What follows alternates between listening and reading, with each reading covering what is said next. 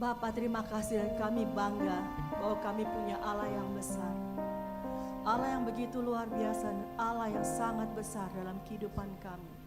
Karena itu Tuhan, kami berterima kasih untuk visi-Mu yang Kau taruh dalam kehidupan kami. Visi-visi besar, mimpi-mimpi indah yang Kau taruh, yang ada dalam hati-Mu Tuhan dalam kehidupan kami.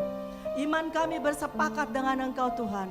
Kami percaya apapun yang Kau taruh dalam kehidupan kami, destiny kami, visi-visi yang Kau taruh, pewahyuan Kau taruh dalam kehidupan kami, bersama dengan Engkau Tuhan, kami akan sanggup melakukannya. Karena tidak mustahil di hadapan-Mu, tidak terlalu besar bagimu, dan tidak mungkin di hadapan-Mu.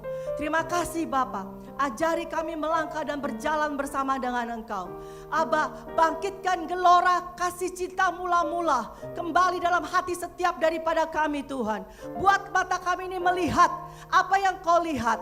Buat kami bisa mendengar isi hati-Mu. Biar kami dapat menangkap pikiran-Mu Tuhan. Apa yang menjadi rancangan-Mu, apa yang menjadi isi hati-Mu, apa yang menjadi visi dan misi-Mu dalam kehidupan kami secara pribadi maupun secara korporat. Terima kasih Abah. Terima kasih untuk roh revelation yang Kau taruh dalam kehidupan kami Tuhan. Terima kasih Tuhan bahwa kami akan selalu mengalir bersama dengan roh-Mu Tuhan. Karena Engkau Allah itu ada dalam kami. Dan di dalam Engkau Tuhan tidak ada satupun Tuhan yang mustahil. Terima kasih Abah. Kami berdoa dan kami mengucap syukur Tuhan untuk sore ini. Bapak, aku berdoa Tuhan untuk telinga-telinga yang mendengar. Aku minta Tuhan roh pengertian turun dalam hati setiap daripada kami. Buka mata hati kami Tuhan, sehingga kami boleh melihat kebenaran firman yang daripada-Mu Tuhan. Dan itu boleh tertanam dalam kehidupan kami Tuhan, dan menghasilkan buah di hadapan-Mu. Terima kasih Bapak. Kami mengucap syukur untuk hari ini. Di dalam nama Yesus Kristus Tuhan. Amin. Amin.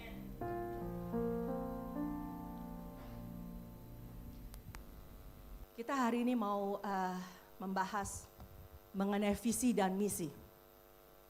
Kita banyak kali mendengar dalam kehidupan kita perkataan ini, bukan kata-kata yang asing lagi ya. Visi dan misi. Tapi seringkali kita itu tidak mengerti apa sih visi, apa sih misi. Itu terjadi sama aku juga. Kadang-kadang suka keliru-keliru visi misi itu apa ya gitu kan ya.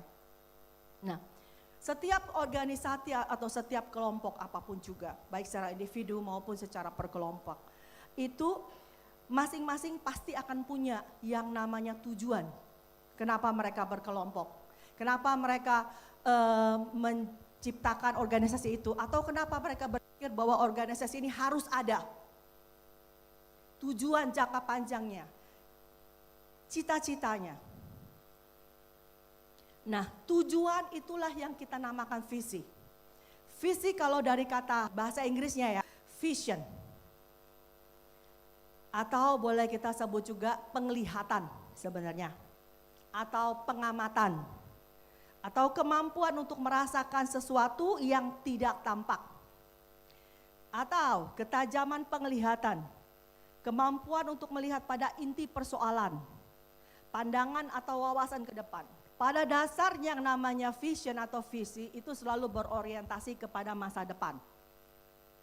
Jadi kita bisa simpulkan atau kita definisikan secara umum, visi itu adalah serangkaian kata-kata yang menunjukkan impian, cita-cita, atau nilai, inti sebuah keinginan sekelompok orang atau secara pribadi dengan pandangan yang jauh ke masa depan, demi mencapai sebuah tujuan yang diinginkan. Jadi visi itu sebagai panutan atau gambaran mengenai ke arah mana tujuan perjalanan selanjutnya. Kalau di Alkitab, Amsal 29 ayat 18, itu dia bilang begini, bila tidak ada wahyu, maka liarlah rakyat. Kalau King James Version-nya, bahasa Inggrisnya, lebih jelas ya, dia bilang gini, where there is no vision, tadi kan ya, the people perish. Jadi di mana tidak ada wahyu, pewahyuan. Jadi dalam bahasa Alkitabnya, vision itu bisa kita kategorikan juga pewahyuan. Revelation, sesuatu yang masih di masa depan, yang disingkapkan, yang dibukakan. Kadang-kadang kan istilahnya Tuhan taruh itu dalam hati setiap daripada kita, ya kan? Pada saat kita bersekutu sama Tuhan, kita bergaul dengan Dia, Tuhan taruh itu, pikiran-pikirannya, visi-visinya dalam kehidupan kita maupun berkelompok dalam kehidupan kita. Atau mungkin siapa di sini yang sering dapat nubuatan gitu kan ya. Kita di sini kayak sudah bergaul akrab sama yang namanya nubuatan ya. Jadi sometimes juga bisa dari kata-kata nubuatan yang disampaikan berupa suatu visi, vision ke depan. Nah, jadi apa bedanya kalau sekarang kita lagi hari ini kita membahas mengenai visi dan misi gitu ya. Kalau tadi visi dibilang selalu orientasinya ke depan, ya kan? Penglihatan jauh ke depan, pengamatan, pewahyuan, tujuan, target kita. Lalu apa itu namanya misi? Misi itu adalah bahasa, kalau kita balik lagi ke dasarnya seperti tadi ya, misi itu kan dari mission. Mission itu artinya tugas atau utusan. Jadi kita bisa bilang misi atau mission itu adalah tugas yang dirasakan seseorang sebagai suatu kewajiban untuk dilakukan. Demi agama, demi ideologi, demi patriotisme, dan sebagainya. Misi itu lebih fokus kepada bagaimana langkah-langkah dari mencapai visi yang sudah ditentukan. Jadi, misi itu adalah suatu tindakan yang akan kita lakukan supaya visi itu terjadi. Jadi kalau visi itu kita dapatkan, setelah itu tindakan apa yang kita ambil supaya visi itu terlaksana atau termanifestasi. Nah, itu yang dibilang misi jadinya, mission. Ya kan? Jadi misi itu memberikan arahan dan batasan-batasan untuk mencapai tujuan, yaitu visi itu. Misi dapat gak berubah? Bisa. Jika dalam kita punya visi, dan kita melakukan beberapa rangkaian tindakan-tindakan yang menurut kita selaras untuk kita mencapai tujuan kita, visi kita ke depan itu, ternyata visinya tidak tercapai.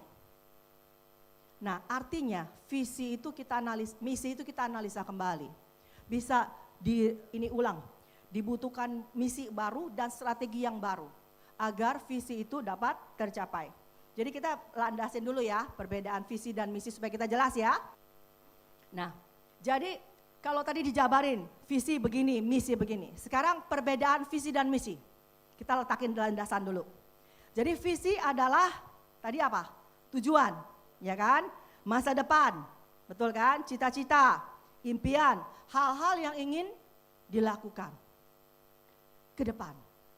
Sedangkan misi, ini perbedaannya. Misi adalah langkah atau tindakan, bentuk atau cara, serta bagaimana untuk mewujudkan visi itu.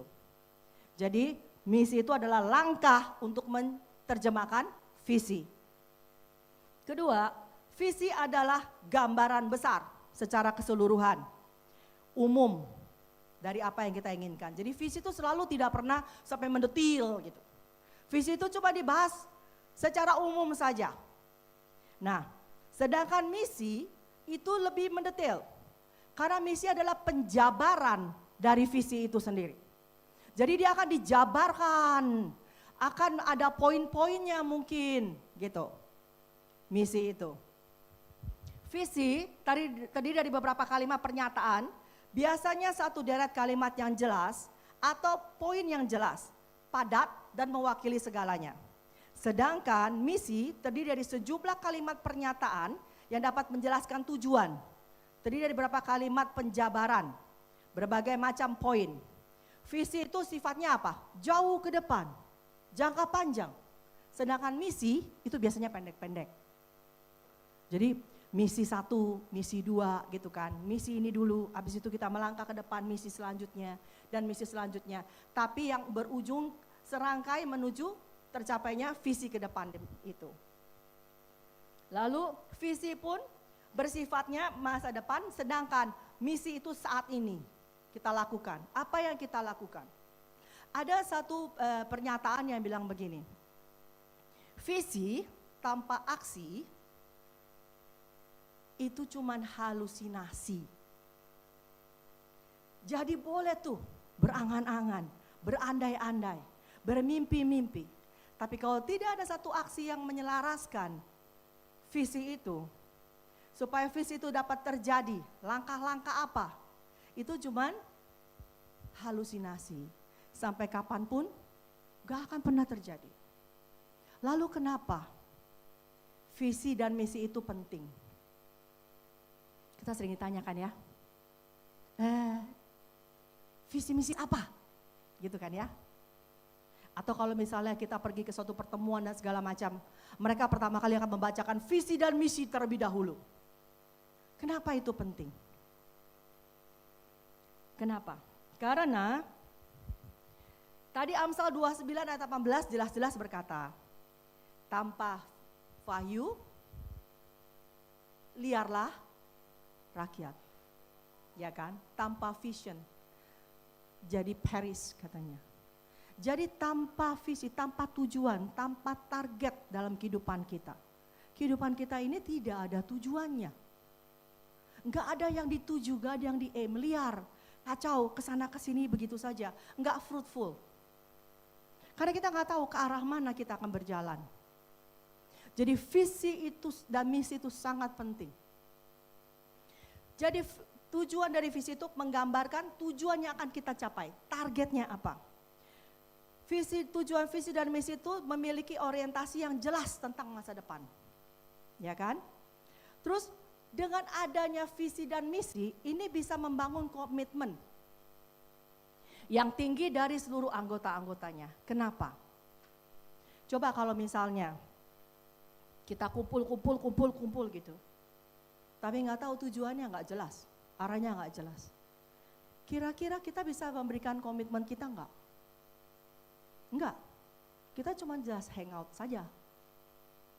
Tapi komitmen itu didapat jika kita bisa sama-sama menuju suatu titik. Jadi kalau misalnya, dari mana kita bisa tahu arahnya kemana? Aku sering bercanda gitu kan, itu sama si teman aku Ria ya. Jadi di sini teman-teman udah tahu ya. Jadi aku bilang gini, Riri, kayaknya sudah waktunya kita ini mulai berdiri dan kita mulai teriak. Hei grogol, grogol, grogol, siapa yang naik arah grogol, ayo naik. Ya kan? Coba bisa bayangin gak teman-teman kalau di stasiun situ, itu bus siwang-siwer gitu aja. Tapi gak ada kondektur yang teriak-teriak. Grogol, grogol, kali deres gitu. Kira-kira busnya bisa penuh gak itu? Hah? Enggak, kenapa?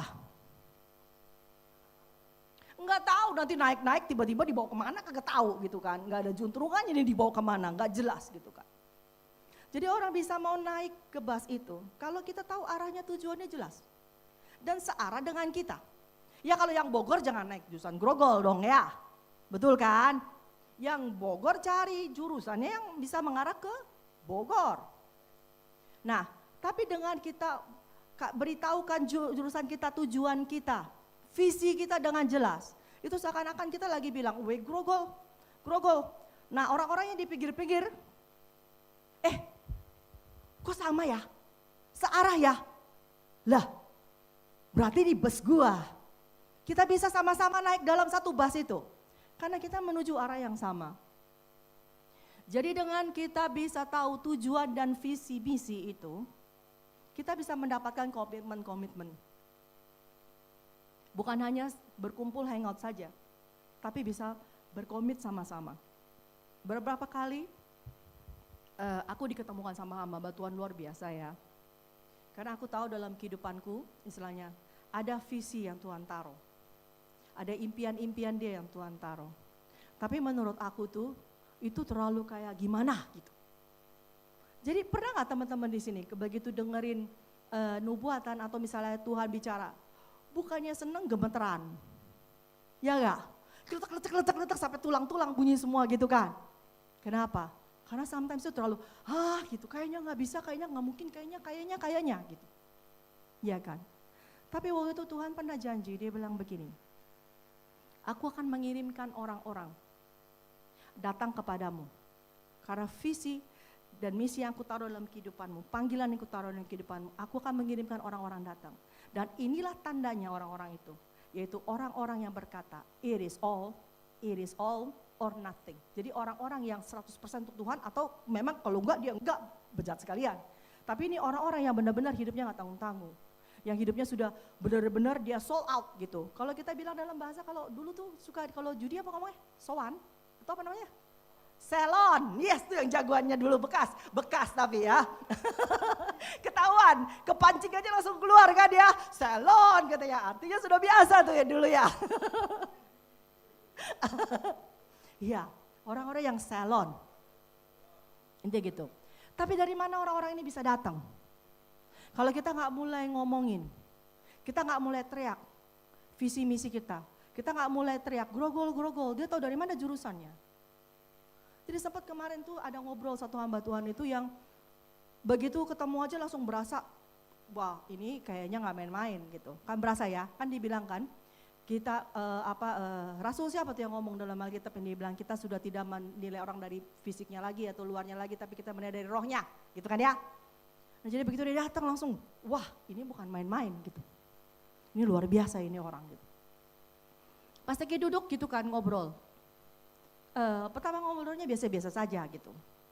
Tapi tiba-tiba nggak tahu kenapa dari mulut ini nyeplos. Aku bilang gini, Tuhan taruh dalam kehidupanku untuk buka rumah pemulihan. Terus dia langsung kaget. Rumah pemulihan. Sama-sama visi dan misi dalam kehidupan saya. Saya bergabung, Bu. Nah, ketemu lagi sama siapa gitu. Bahkan Sofi nggak datang ya. Bahkan pas sama Sofi juga begitu kan.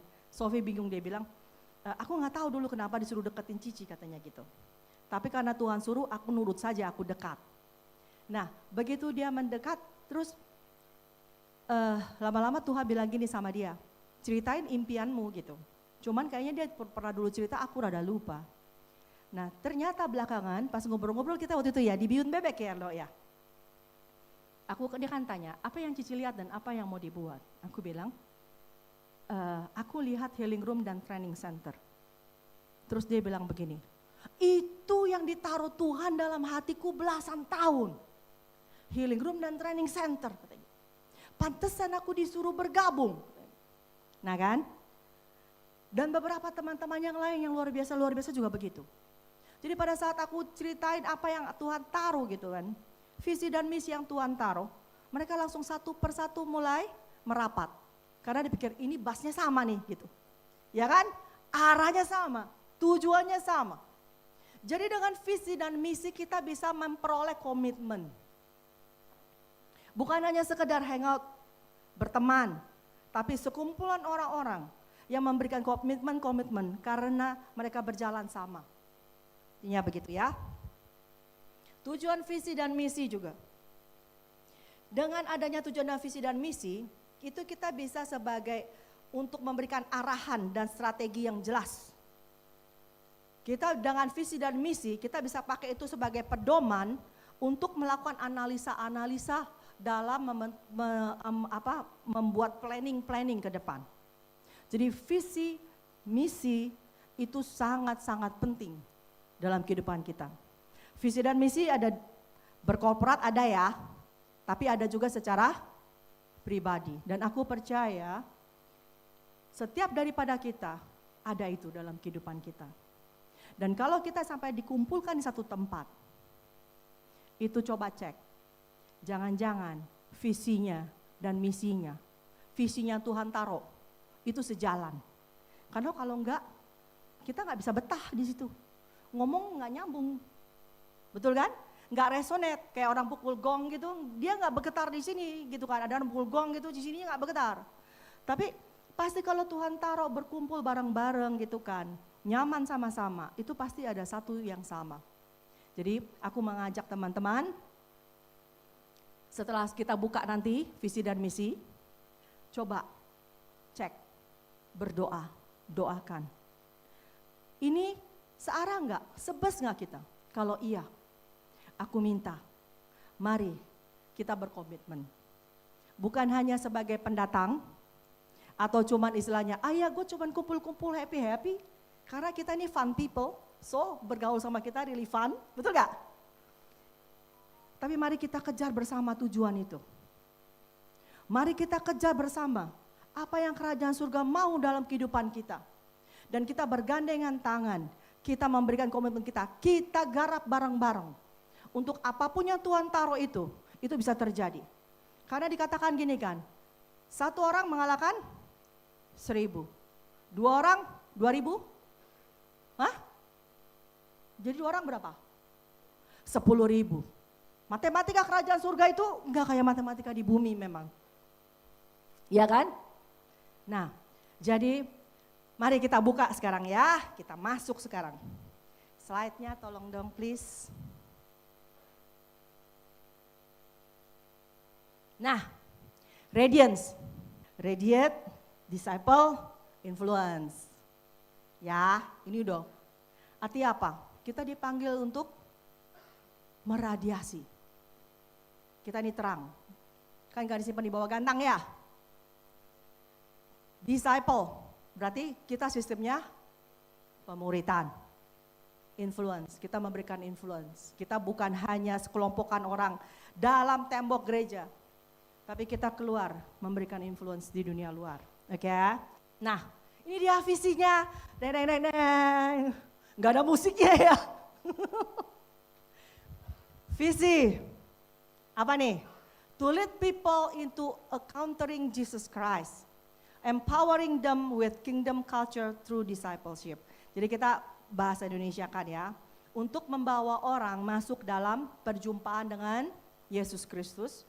Dan 2, memperlengkapi tubuh Kristus dengan budaya kerajaan surga melalui pemuritan. Alkitabiah enggak? Yes.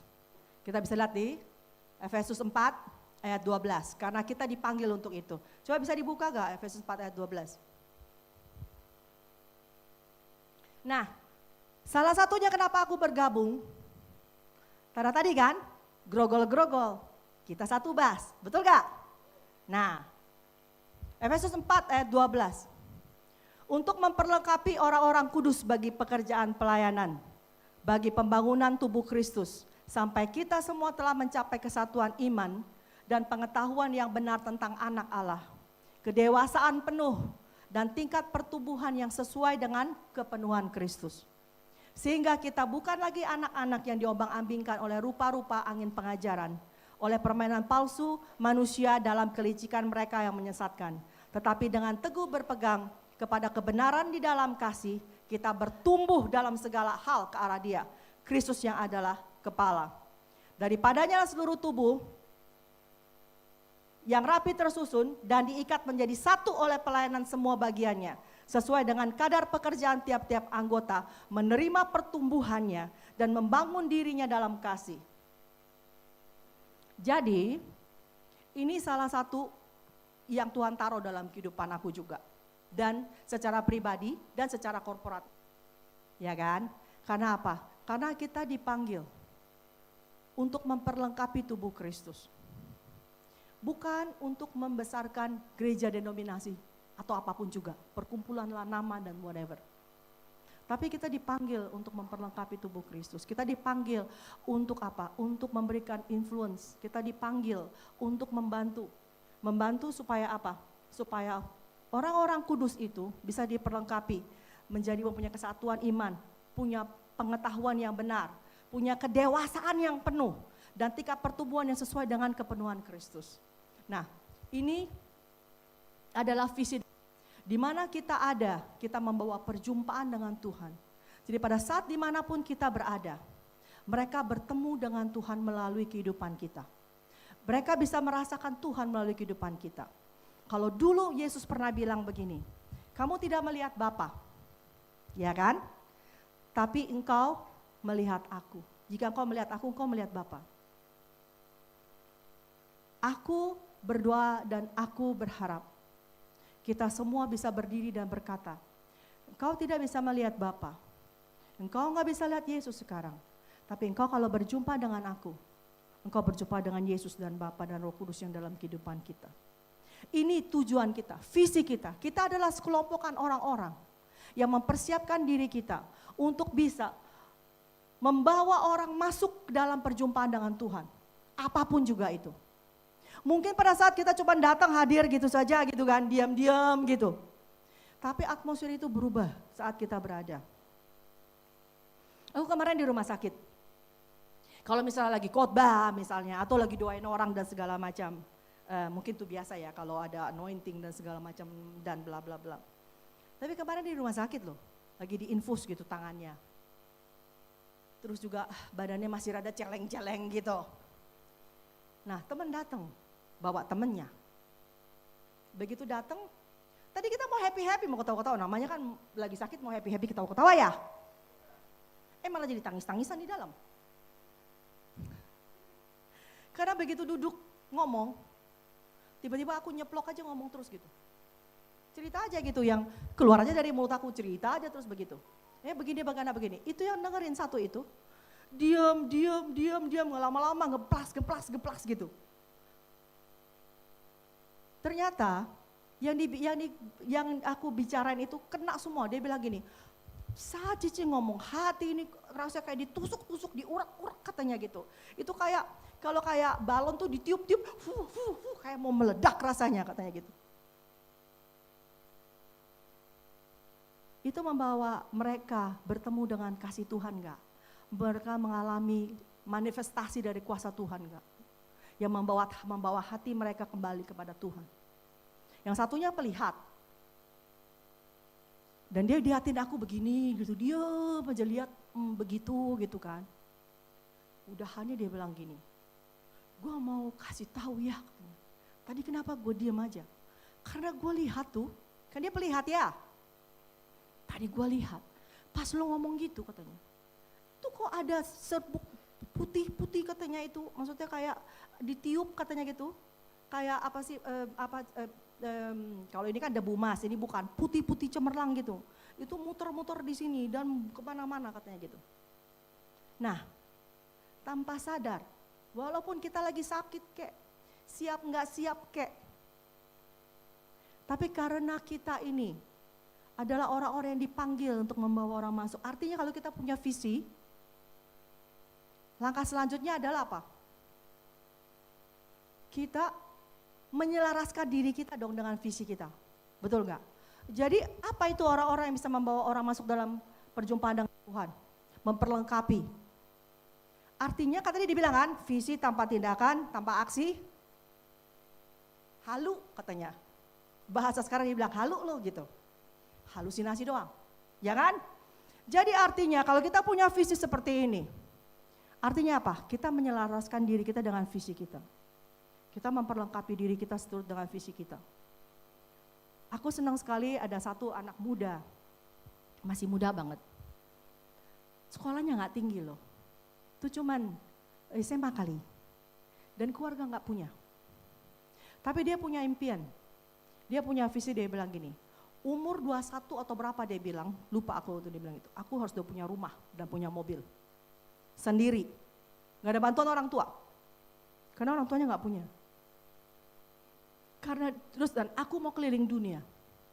Itu tahu, kamar tidurnya, langit-langit di atas kalau setiap dia tidur, itu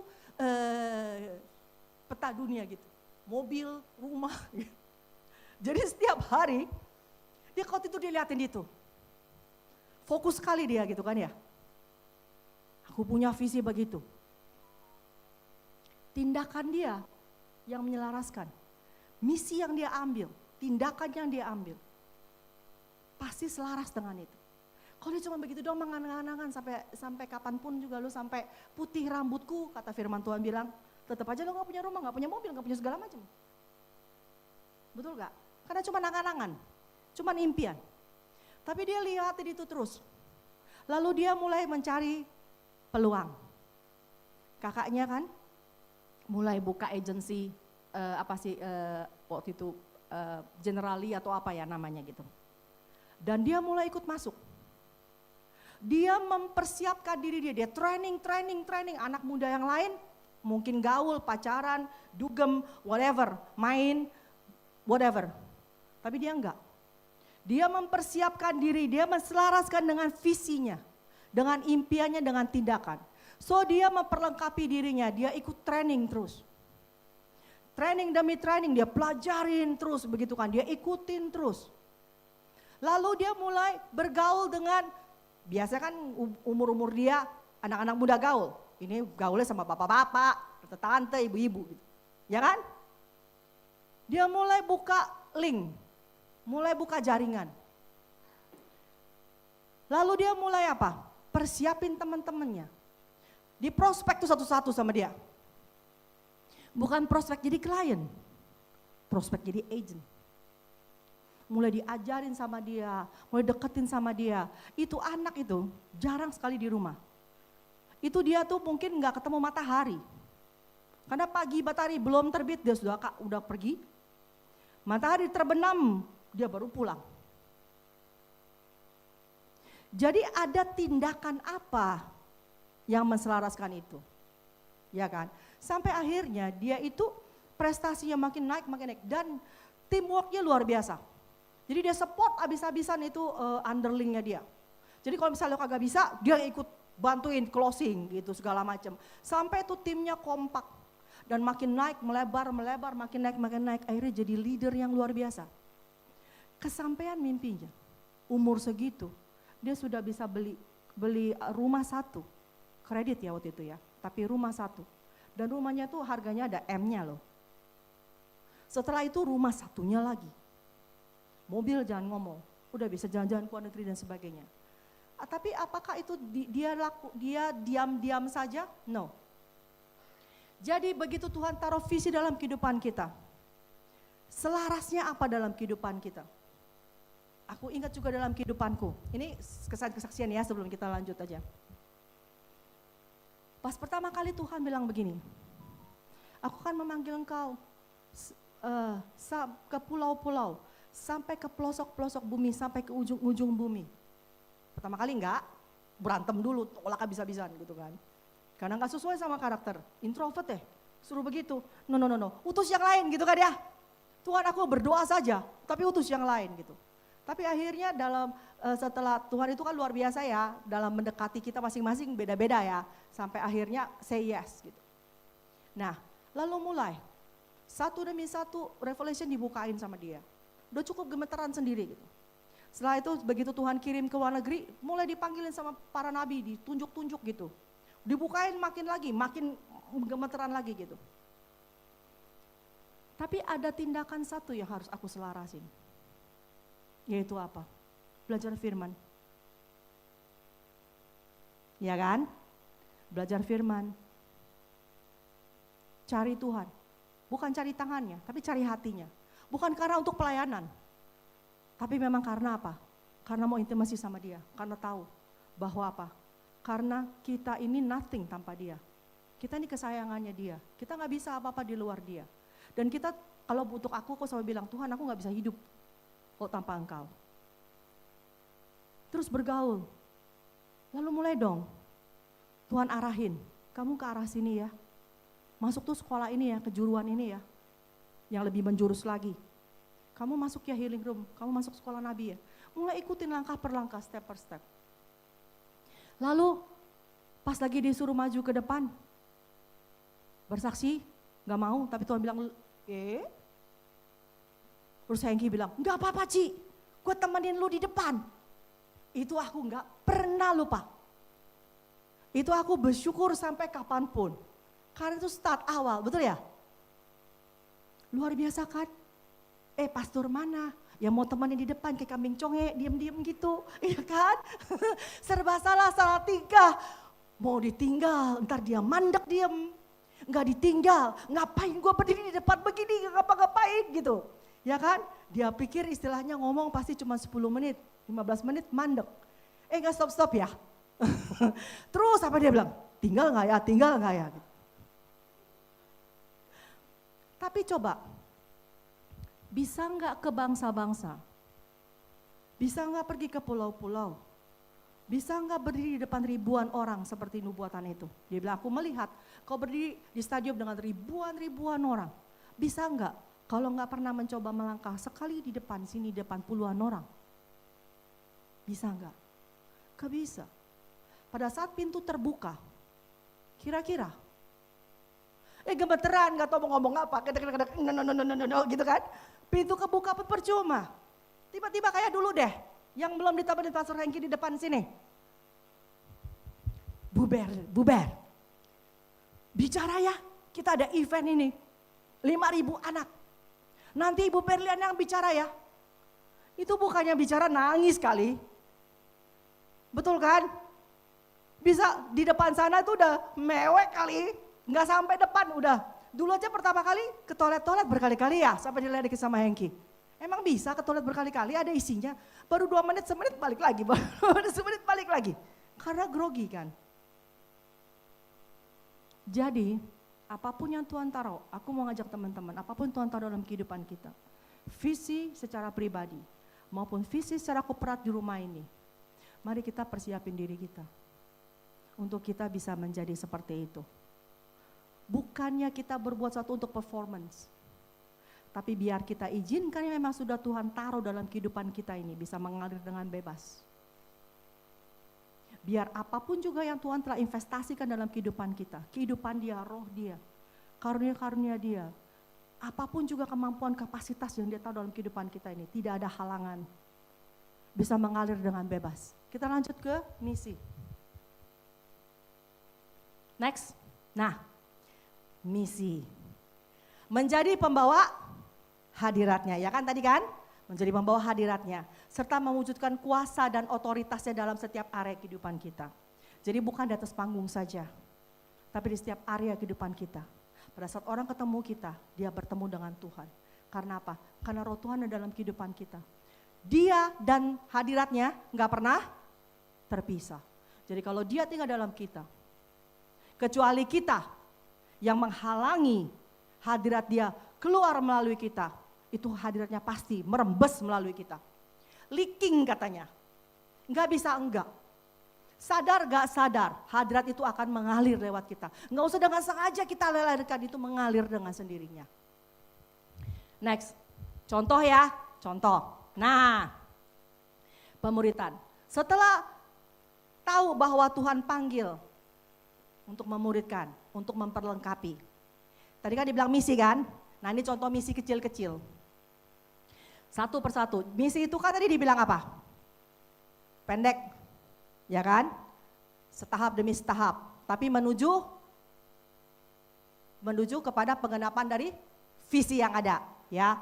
Nah jadi kesempatan demi kesempatan diambil. Persiapin diri. Kita memberikan dampak.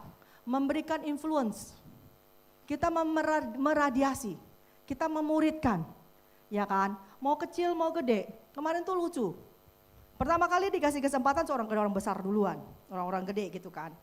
Nah. Setelah itu tiba-tiba diminta ngomong di depan para leader, para pemimpin-pemimpin gereja seluruh Kabupaten Alor, jadi dari 13 denominasi. Bicara sama mereka, gitu kan ya.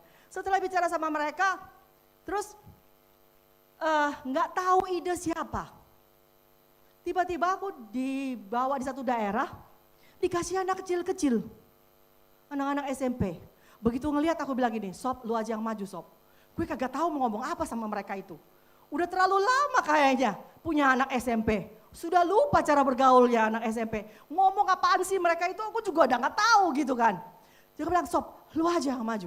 Enggak Cia, Cici aja. Orang Cici yang disuruh Cici. Gue bilang, gue gak ngerti ini Sob. Gue bingung ini. Gak tahu bagaimana cara berkomunikasi gitu kan. Nah singkat cerita akhirnya cerita kehidupan saja. Jadi terus tiba-tiba mereka dilawat Tuhan gitu kan. Dari tadinya mereka bengong-bengong sampai hatu-hatu mulai air mata ngalir-ngalir sampai akhirnya mereka sini nangis itu nangis. Sampai guru-guru yang jagain juga bukan jagain murid nangis sendirian nguk-nguk gitu. Jadi muridnya udah gak dilihatin, dia sendiri udah sibuk sendiri nangis gitu kan ya. Nah gara-gara itu berembetlah, terbukalah pintu sekarang dikasih anak-anak banyak. Dari SMP, SD, SMA sampai SD kecil-kecil yang unyu-unyu yang sampai benar. Ini mau diapain ya? Mau ngomong apa nih sama mereka ya? Nggak ngerti gitu ya. Next. Kan yang besar ya. Nah ini kemarin Tuhan kasih kesempatan yang kita pergi rame-rame ya. Next. Nah ini kan anak unyu-unyu. Yang kagak tahu mau ngomong apa. Karena ini terbatas, jadi aku nggak pasang banyak. Ada anak yang kecil banget gitu. Dia nangis begini sampai gak tahu apa yang dia tangisin, dipikirin gue juga kagak tahu, tapi dia karena dia merasakan kasih Tuhan dan hadirat Tuhan. Next. Nah, ini ada balik tadi. Yang tadi. Nah, nyalain. Ini video. Ini kemarin di mana saja kita bisa mengalirkan hadirat Tuhan itu. Di mana saja kita bisa membawa perjumpaan dengan Tuhan. Ini kita lagi makan ya. Ya nggak di pinggiran ya. Terus tiba-tiba anak-anak kumpul semua. Gitu. Terus kita doain rame-rame gitu kan ya.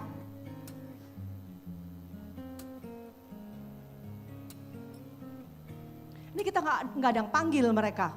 Ya.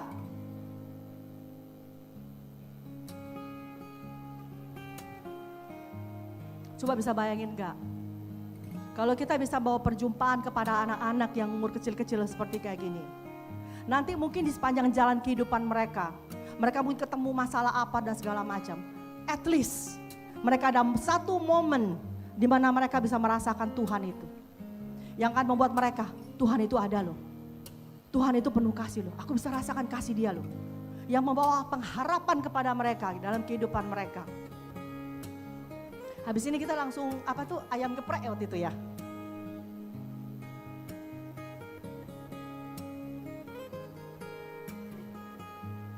Nah, tadi kita udah ngomong visi, kita ngomong misi. Ya, visi adalah tujuan, impian, cita-cita, pewahyuan atau apapun dalam kehidupan kita, dalam bentuk apapun juga. Misi adalah tindakan mewujudkan itu. Lalu dalam melakukan visi dan misi, kita punya nilai-nilai dasar dalam kita berjalan, baik secara pribadi maupun berkelompok. Hari ini kita cuma sekilas ya, nanti next kita akan bahas mendetil satu persatu. Nilai-nilai dasar value apa? Nilai-nilai yang ada pada kita, yaitu satu, kita itu berpusat pada Kristus. Ya, bukan pusat pada masing-masing atau hamba Tuhan di depan. No, kita berpusat pada Kristus. Kita saling menghormati. Kita jaga integritas kita. Dan kita ini adalah sekumpulan orang-orang yang excellent. Karena apa? Kemampuan kita, segenap yang kita bisa ditambah Tuhan, itu pasti excellent. Kita juga mewariskan, punya legacy dan family. Karena apa? Kita ini satu family gitu ya. Nah, yang aku mau lebih bahas hari ini mungkin lebih ke family, tapi secara garis besar aja. Di mana nanti kita akan bahas satu persatu. Apa itu namanya berpusat pada Kristus, honor, kebudayaan honor itu seperti apa. Karena kalau bahas kebudayaan honor nggak mungkin 30 menit, pasti panjang tuh gitu kan ya. Jadi nggak bisa, hari ini kita cuma sekilas aja. Nah, di dalam hidup berkomitmen, yang tadi kita sudah kumandangkan kan ya, kita pas sekumpulan orang yang sama-sama, di mana kita saling mengikat janji untuk bersama-sama meraih impian secara bersama-sama. Nah, di dalam kita meraih impian ini, dalam kita berkomitmen ini, nanti gitu kan, ada kata yang harus kita pegang erat-erat dan yang kita harus ingatkan diri kita ulang-ulang, bahwa semua ini kita lakukan dengan sengaja. Dengan sengaja kita memberikan komitmen kita. Dengan sengaja kita mengembangkan kapasitas kita di sini untuk bisa saling percaya dan dipercaya. Dengan sengaja, semua judulnya dengan sengaja. Dengan sengaja kita saling memperlengkapi, ya kan?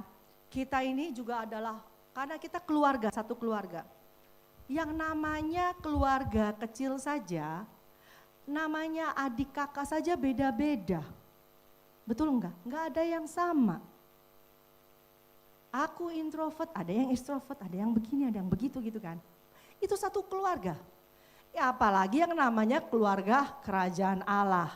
Yang dari timur, barat, utara, selatan dikumpulin. Gitu kan ya?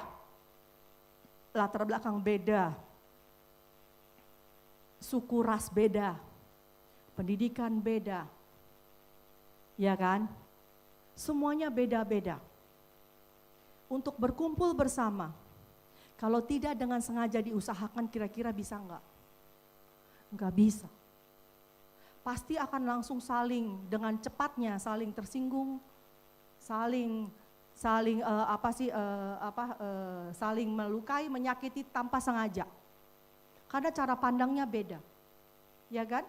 Kita dibesarkan di keluarga masing-masing dengan cara pola pandang, pola pikir yang beda-beda. Lalu kita dikumpulkan. Jadi dengan sengaja kita harus datang bersama-sama, berkomitmen. Yes, ini keluargaku. Kalau keluarga artinya kita nggak pegat-pegatan, ya kan? Orang Jawa bilang, oh dikit-dikit dipegat gitu, ya kan? Dicerai gitu, enggak ya. Kalau kita tahu ini keluarga kita, artinya kita belajar saling mengenal satu sama lain. Kita saling menerima perbedaan satu sama lain. Berbeda nggak kita? Pasti berbeda. Ya kan? Contohnya nggak usah jauh-jauh. Aku pribadi, aku tuh sukanya diem-diem. Kalau Kevin, wah yang sebelah udah ketawa dia. Habis ini kita boleh kenalan tuh ya, Vin. Kalau Kevin enggak. Kevin ekstrovert sekali. Ya dalam pelayanan, beraninya minta ampun, betul gak? Ayo Ci, kita ke jalanan. Hah? Lu aja, gitu kan? Iya enggak? Iya enggak? Terus saya bilang gitu, ayo Ci, itu tuh ada orang, yuk kita samperin. Kita ngomongin, lu aja Vin, gue liatin lu aja Vin, gue semangatin lu Vin, gitu kan. Tapi jangan suruh gue, gitu. Iya enggak? Enggak, kayaknya gimana gitu. Mau ngomong aja gitu sama orang rasanya kayaknya udah kelu duluan ini mulut. Nggak tahu mau bersikap gimana gitu. Kalau dia bisa, pak, ada yang sakit gak di mana? Dalam hatiku, ya ampun ini orang gitu kan ya. Iya kan, pak, ada yang mau diterapi pak. Kadang-kadang sampai kita yang deket dia aja kadang malu loh kadang-kadang. Lu jauh-jauh dikit dari gue. Iya gak? Iya kan gitu kan. Kita ini berbeda, tapi dia luar biasa banget gitu. Dan banyak yang tersentuh gitu kan, banyak yang istilahnya ketemu Tuhan melalui dia. Itu luar biasa, itu Kevin. Itu kelebihan dia gitu kan, itu luar biasa. Tapi suruh aku di sandalnya dia, sepatunya dia.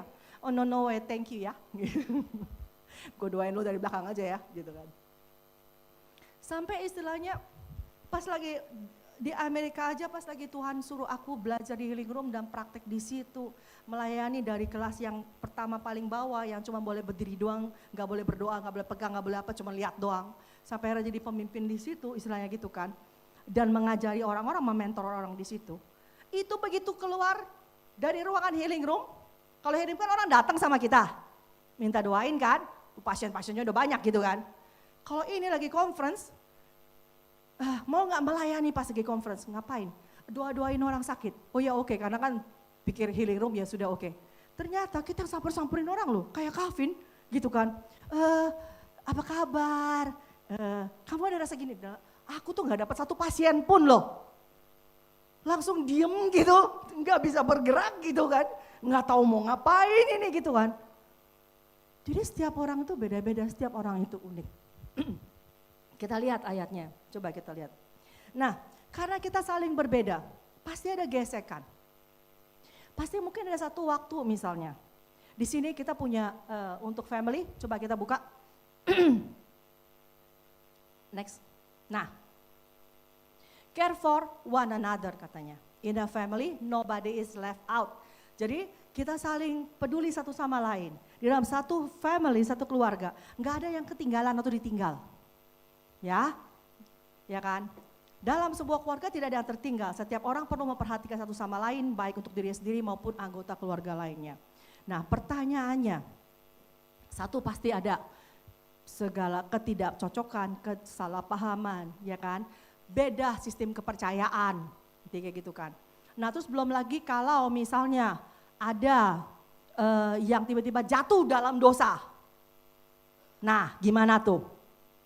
Kita percaya bahwa tidak ada satupun yang tertinggal. Di mana kita itu bisa boleh melakukan konfrontasi tapi dengan dasar kasih. Bukan untuk kita mengkondem mereka, bukan untuk judging atau punish mereka, tapi untuk kita rangkul mereka balik kembali. Kita perkenalkan kembali, kasih tahu, ini terus kebenarannya tuh begini gitu. Istilahnya kayak begitu ya. Jadi kita nggak tinggalin mereka, tapi kita rangkul bahwa jangan kita punya alasan gini, aku benci dosanya, maka itu benci sama orangnya, atau kita sendiri malu dan tinggalin dia. No, kita buka ayat-ayatnya ya. Filipi 2 ayat 1 sampai 4. Ini salah satu pedomannya ya. Bentar lagi kelar kita. Jadi dalam Kristus ada, ini ya pedoman kita dalam berhubungan satu sama lain ya, dalam keluarga kerajaan Allah di kita ya. Di dalam Kristus ada nasihat, ada penghiburan, kasih, ada persekutuan roh, ada kasih mesra dan belas kasihan. Karena itu sempurnakanlah sukacitaku dengan ini. Hendaklah kamu sehati sepikir. Kita masing-masing kan berbeda-beda ya. Tapi mari kita belajar untuk menyatukan hati dan pikiran kita. Mana yang kita percayai? Aku di sekolah di sana, Tuhan kasih kesempatan, itu dari 80 negara. Sampai negara-negara yang aku nggak tahu itu negara. Baru dengar namanya.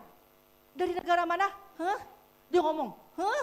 Nyebutnya aja nggak bisa, susah banget. Afrika bagaimana yang nyanyi-nyanyi, hah? Sampai itu negara gitu. Bingung loh, baru pertama kali dengar ternyata ada negara-negara itu. Bayangin 80 negara, 80 kebudayaan. Ya kan? Beda negara, beda benua. Belum lagi, udah gitu, ini secara ras sama etnik ya. Belum lagi di keluarganya masing-masing beda lagi caranya. Ya enggak? Bayangin betapa banyak ragam perbedaan.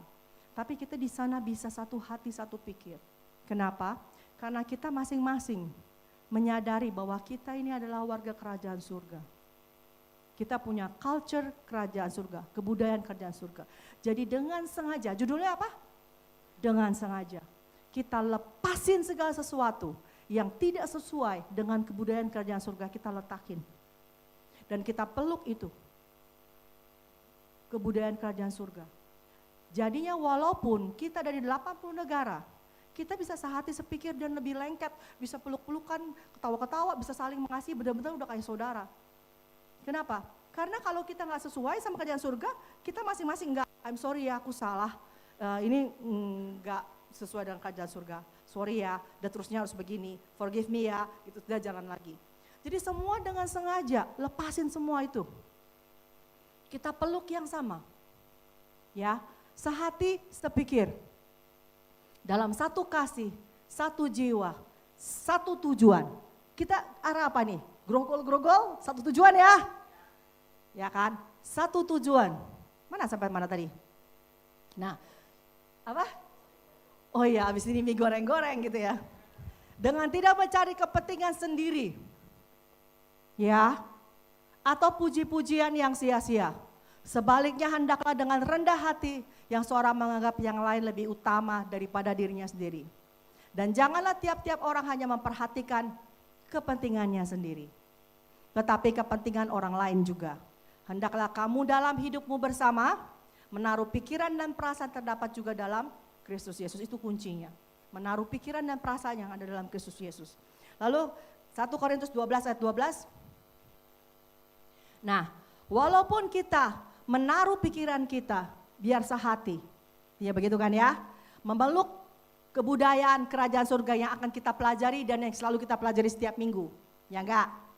Nah, tapi tetap aja kita berbeda-beda. Kenapa? Karena kita memang dipanggil berbeda-beda dan kita punya fungsi yang berbeda-beda. Ya. Karena sama seperti tubuh itu satu dan anggotanya banyak dan segala anggota itu sekalipun banyak merupakan satu tubuh. Demikian pula Kristus. Sebab dalam satu roh kita semua, baik orang Yahudi maupun orang Yunani, baik budak maupun orang merdeka, telah dibaptis menjadi satu tubuh dan kita semua diberi minum dari satu roh. Naik dong. Karena tubuh tidak terdiri dari satu anggota, tetapi atas banyak anggota. Andai kata Kaki berkata.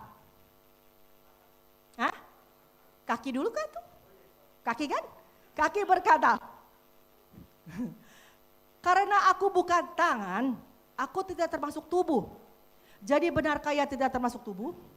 Nah, aku bilang gini, aku pelayanannya gak kayak Kevin. Berarti aku sama dia, kayak kita gak sejalan nih. Berseberangan nih, kita gak satu kapal, kita gak satu bus. Apakah begitu? Enggak, ya kan? Dan andai kata telinga berkata, karena aku bukan mata, aku tidak termasuk tubuh. Jadi benarkah ia tidak termasuk tubuh? Andai kata tubuh seluruhnya adalah mata, di manakah pendengaran? Andai kata seluruhnya adalah telinga, di manakah penciuman? Tetapi Allah telah memberikan kepada anggota masing-masing secara khusus suatu tempat pada tubuh seperti yang dikehendakinya. Mana tuh? Nih. 19. Andai kata semuanya adalah satu anggota, di manakah tubuh?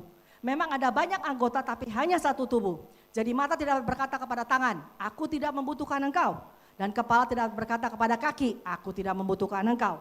Malahan justru anggota-anggota tubuh yang tampaknya paling lemah, yang paling dibutuhkan. Lari ya, mana tuh? Hah? Dan kepada anggota-anggota tubuh yang menurut pemandangan kita kurang terhormat, kita berikan penghormatan khusus. Dan terhadap anggota-anggota kita yang tidak elok, kita berikan perhatian khusus. Hal itu tidak dibutuhkan oleh anggota-anggota kita yang elok. Allah telah menyusun tubuh kita sebegitu rupa, sehingga kepada anggota-anggota yang tidak mulia diberikan penghormatan khusus. Supaya 25, supaya jangan terjadi perpecahan dalam tubuh, tetapi supaya anggota-anggota yang berbeda itu saling memperhatikan. Ya kan, karena itu jika satu anggota menderita, semua anggota turut menderita. Jika satu anggota dihormati, semua anggota turut bersukacita. Ya, jadi kita pasti tetap akan berbeda. Fungsi kita lain-lain. Jadi nikmati saja perjalanan kita bersama dengan Tuhan tanpa berasa terintimidasi. Aku gak akan terintimidasi sama Kevin. Karena aku tahu memang jagonya dia di situ. Ya enggak? Dia luar biasa di situ. Kalau aku enggak luar biasa di situ, that's okay.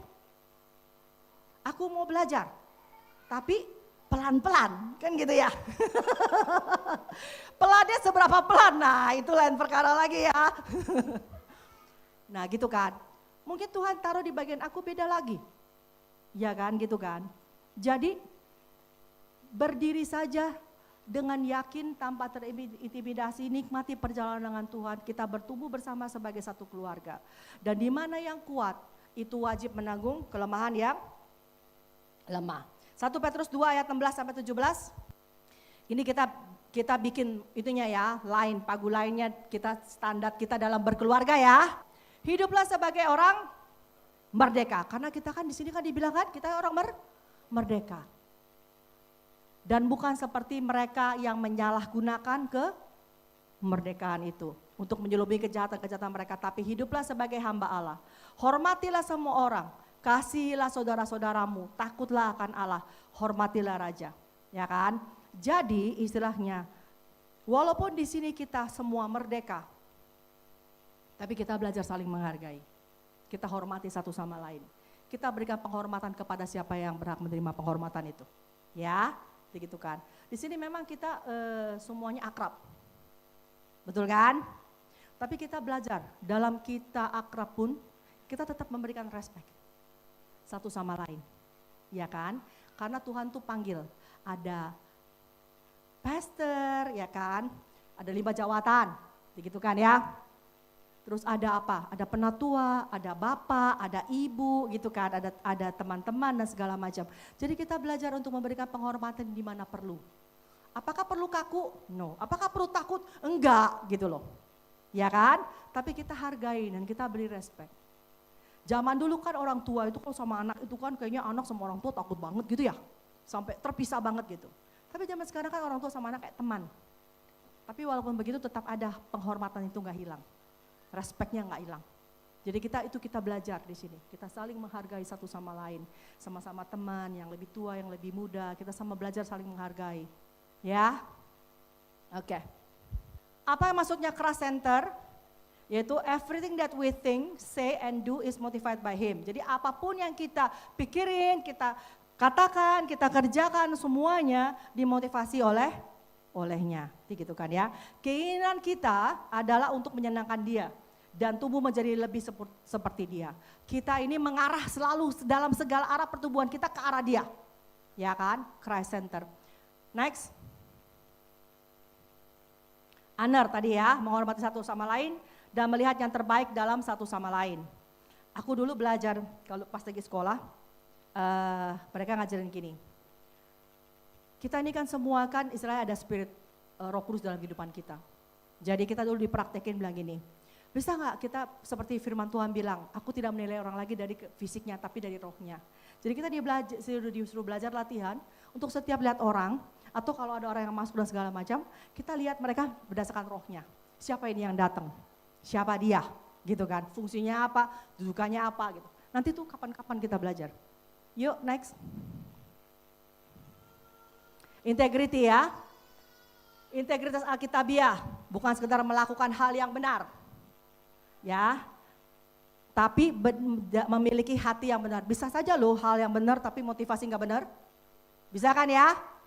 Ya, jadi bukan patokannya, ini lakunya benar kok gitu. Tapi hatinya nggak karu-karuan melenceng gitu. Dari hati yang benar. Ya, dan kita menyelaraskan apa yang ada di dalam kita gitu kan. Insight to match the person you are on the. Jadi kita kan ada dalam kehidupan kita, ada kerajaan Allah dalam kehidupan kita. Ada pribadi yang tinggal dalam kehidupan kita. Dan kita mulai menyelaraskan diri kita dengan kerajaan di dalam itu harus sama seperti yang di luar. Kita belajar ke arah situ. Ya, next. Excellent tadi ya. Build a Godlike life and a culture that will reflect God's glory for the next generation. Dia membangun kesalehan dan hidup dan berbudaya mencerminkan kemuliaan Tuhan bagi generasi penerus. Next, ini kita baca-bacain aja. Legacy, do and give your best, ya kan? Kita ini menurunkan legacy kita loh kepada generasi selanjutnya juga, ya. Jadi kita lakukan apa yang terbaik yang kita bisa lakuin. Next, tujuan kita bersama-sama adalah apa? To impact society with kingdom culture, supaya kita bisa memberi pengaruh kepada masyarakat sekitar kita. Kita berdampak, ya. Bukan hanya untuk kepentingan kita sendiri pribadi atau keluarga kita, tapi kita bisa memberi dampak di mana. Firman Tuhan bilang apa? Pikirkan kesejahteraan kota di mana tempat kamu dibuang. Itu kata firman Tuhan bilang ya. Jadi di kota dimanapun kita berada, biar kita mempunyai dampak. Biar kota itu pun juga bisa merasakan sesuatu something yang berbeda karena adanya kita. Itu ya. Maka itu kita akan berjejaring, kita banyak berjejaring dengan gereja-gereja lain gitu kan. Kita nggak lihat denominasi mana gitu kan ya. Yang penting kita bisa memberikan dampak kepada mereka gitu kan. Kayak kemarin bikin seminar buat hamba-hamba Tuhan dan segala macam itu kan nggak dibilang dari gereja mana, enggak gitu. Istilah gitu kan, siapapun juga gitu kan, dari leader ini, dari mentor ini, dari whatever. Yang penting kita berdampak ke dalam lingkungan. Yuk, terus next. Nah, bentar ya. Bentar. bentar. Nah, kingdom mission.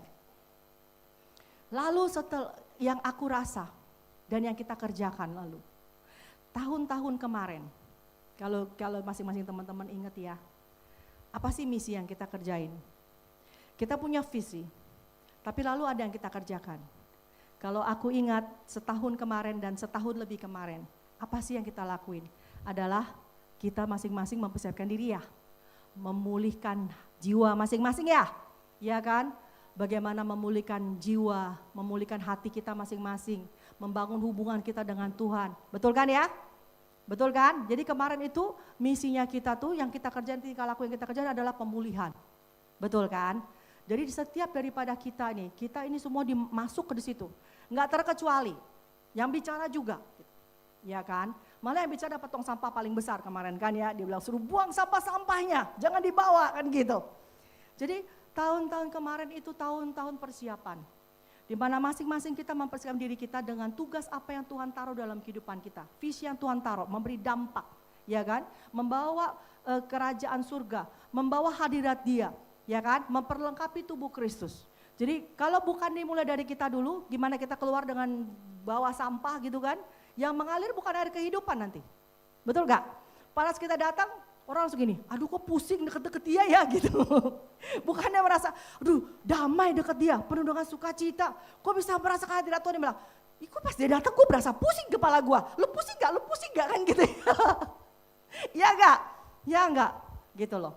Nah jadi tahun-tahun kemarin tuh, yang kita lakuin itu adalah itu mempersiapkan. Misalkan diri, dengan sengaja. Ano paling senang tuh kata-kata itu, apa no?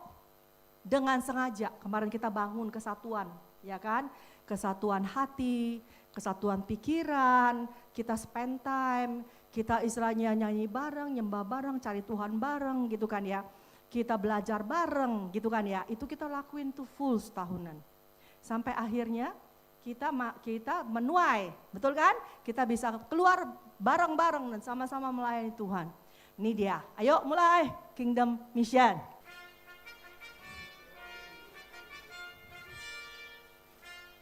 Ini 300 hamba-hamba Tuhan.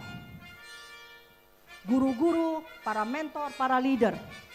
Yang kita persiapkan mereka, kita impartasi, kita doain, dan kita pun udah ngajar Zoom selama sebulan bagi mereka.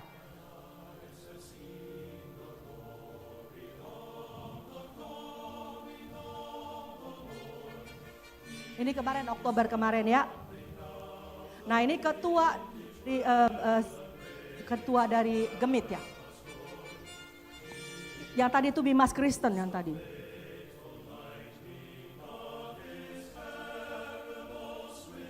Ini mungkin mereka belum pernah ngalamin ini loh. Ya kan? Ini mungkin pertama kali mereka alami hadirat Tuhan, disentuh Tuhan tuh baru mungkin pertama kali.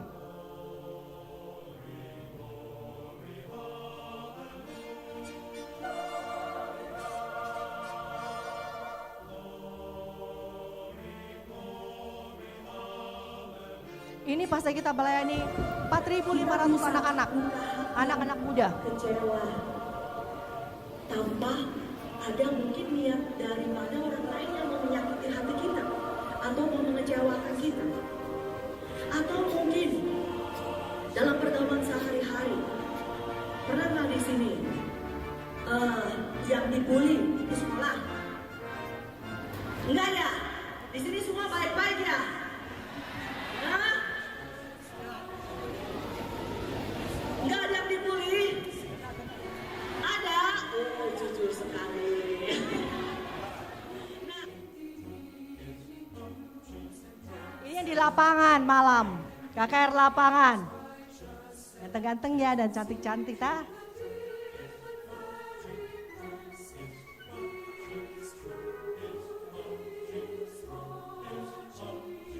Ini anak-anak gak ada yang doain, gak ada yang pegang, mereka nangis sendiri mengalami Tuhan loh. Pas lagi saat dibawa menyembah Tuhan.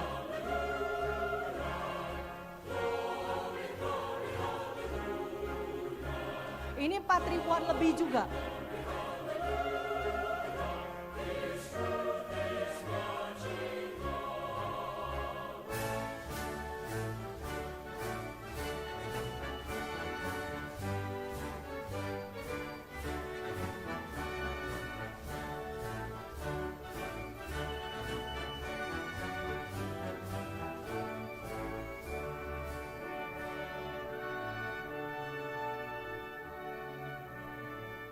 Nah ini kepala-kepala denominasi yang ada.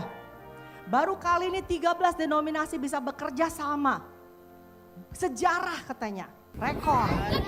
Nah. Lagi di mana nih kita? Pantai. Yang ada airnya.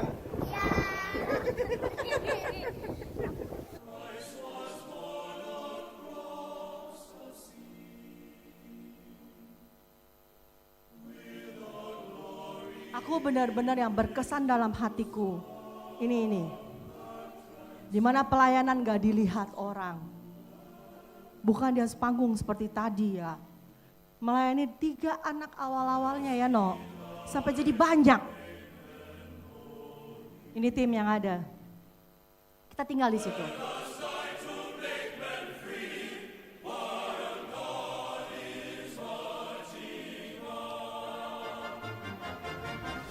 Ini bassnya kita.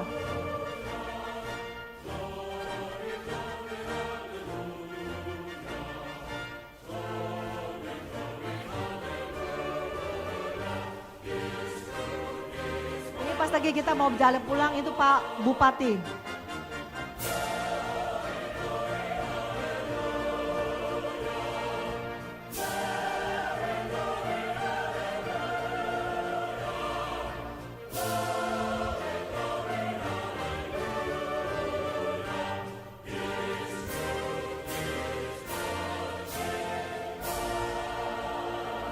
Yeay!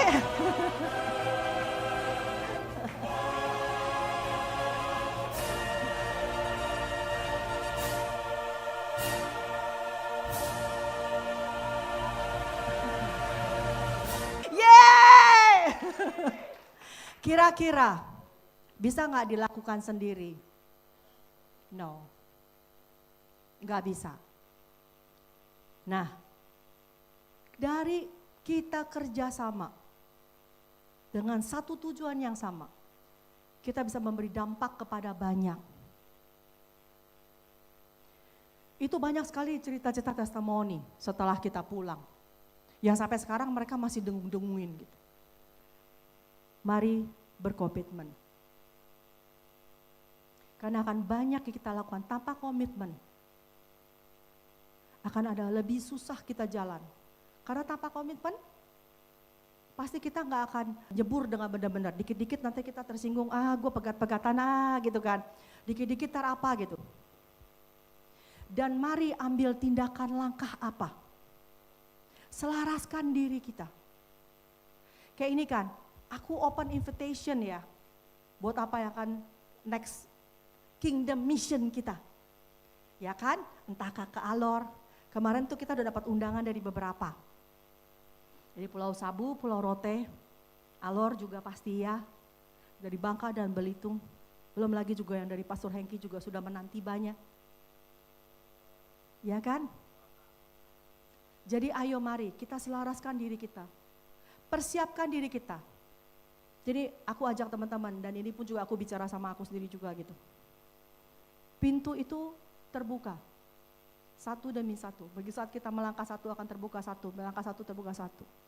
Pertanyaannya adalah bagaimana persiapan kita? Pada saat pintu terbuka di depan kita, siap nggak kita? Itu pertanyaannya. Untuk persiapkan diri. Ikut ambil bagian. Jangan jadi penonton. Lakukan the best yang kita bisa. Nggak usah ditanya. Nggak usah dipanggil-panggil. Tawarin diri. Kalau tahu, oh ada kekurangan di sini. Ternyata aku bisa tuh kayaknya di situ. Langsung tawarin. Boleh nggak aku bantu di bagian ini? Kalau kita lihat ada misalnya, ada apa di situ gitu. Kita langsung turun tangan. Ini visi misi kita bersama. Ini tujuan yang akan kita capai bersama. Kita nih. Jadi persiapkan diri kita. Kalau saat kita lagi membangun, itu enggak rapi-rapi, Bo. Ya, messy. Pernah lihat tukang lagi membangun rapi-rapi? No. Itu belepotan semuanya. Karena dia lagi membangun. Aku kalau juga lagi datang mandorin, belepotan juga. Kena macam-macam, debunya lah apalah gitu. Yang rapi bersih-bersih kalau rumahnya sudah jadi. Tapi ada bedanya loh. Antara kita ikut membangun, apa nanti next yang cuma datang ikut menikmati. Beda loh. Nilainya beda, upahnya beda. Kita ini sudah jadi perintis pelopor. Otomatis kita ini semua akan jadi lebih leader-leader dibandingin orang yang paling bawah. Kita persiapan diri kita untuk menjadi leader. Karena aku percaya semua kita dipanggil di sini adalah para leader. Karena aku lihatnya di sini kandang singa-singa bukan kandang domba, you know? Bukan kandang domba dan kambing, ya, tapi para singa semua. So persiapkan diri kalian. Lebih repot, yes. Harga yang dibayar lebih mahal, yes.